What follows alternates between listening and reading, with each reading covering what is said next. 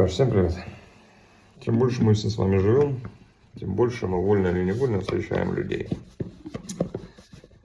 Каждый по-своему прав, у каждого свой опыт, свой угол и разрез взглядов на этот мир. Ну что интересно,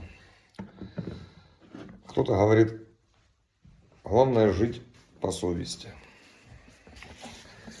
Кто-то говорит, главное жить по законам. Кто-то говорит, главное жить в миру и в ладу с самим собой. Кто-то говорит, главное быть всегда сильным, крепким, мощным. Кто-то говорит, надо быть гибким, жить умеренно, скромно. Кто-то говорит, надо жить одним днем.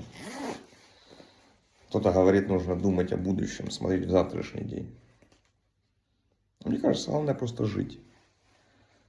А как жить, кому и кто, это люди уже сами для себя определят.